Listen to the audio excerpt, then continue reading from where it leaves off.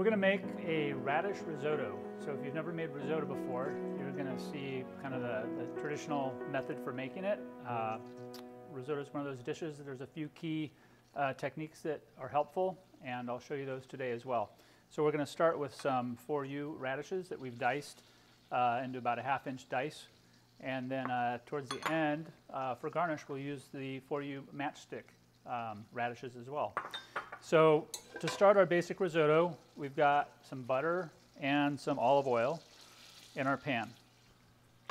All risottos start out with finely minced onion. So we're going to add our onion to the pan. And for now, everything's on high heat. The ideal utensil for risotto would be a wooden spoon. And the reason for that is as the rice starts to soften, if you use a sharp-edged metal spoon, it'll break the rice up and you won't have that nice creamy texture when you're done. So once the onions have started to sweat, in this case, we're going to add a little bit of garlic, freshly chopped garlic.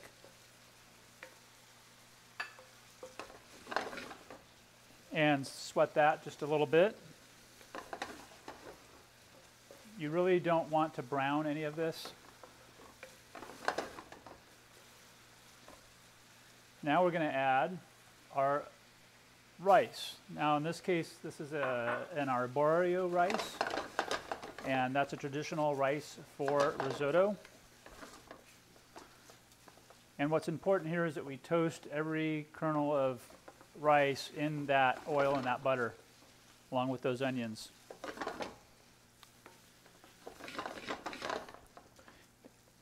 And then we're going to add our 4U radishes.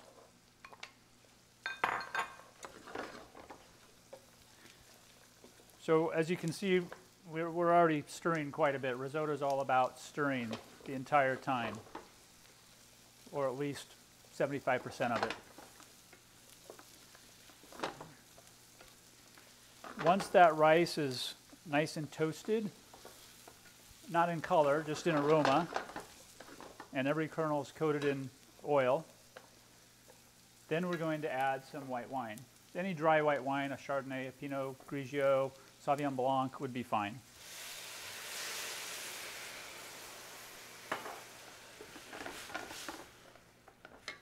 And this is still on high heat. And once this wine comes to a simmer and it starts to get absorbed into the arborio rice, we're going to start adding our stock. In this case, we have a chicken stock. You could use vegetable stock if you're vegetarian. And from here on out, it's about adding the stock about a cup at a time while it's stirring, and as that stock gets absorbed, we're going to add more stock for about 12 to 15 minutes. And it's through this process of adding stock and stirring that we're going to release the starch that is in this rice, which is going to give us that creamy consistency that risotto is known for at the end.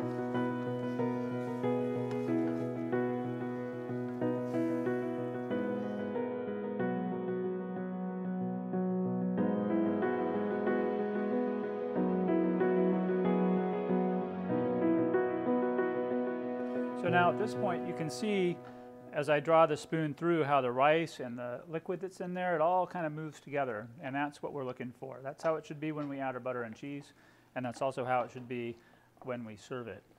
So at this point, we're going to kind of move to the finishing touches. We've got some Grana Padano Parmesan cheese here. Either that or a Parmigiano Reggiano would be great. The better the Parmesan, the better the taste is going to be in the end. Okay, and then we also have a few pats of butter. You could certainly use less or leave it out.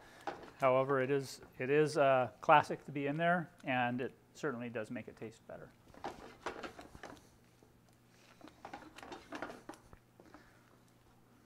And once that butter is melted, we can turn the heat off.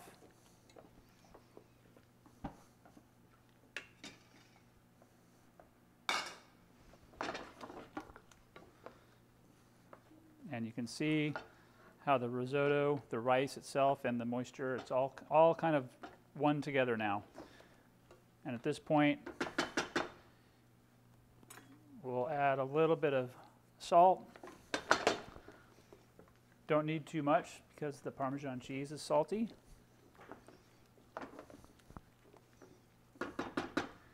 And then we're going to add just a few minced fresh chives.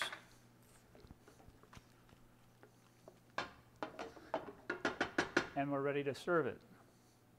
Now, risotto is a dish that really does not wait for anybody. It needs to be served and eaten fairly soon, or it will tighten up. You can certainly hold it for a few minutes, but you may have to add a little more stock to it to loosen it back up before you serve it.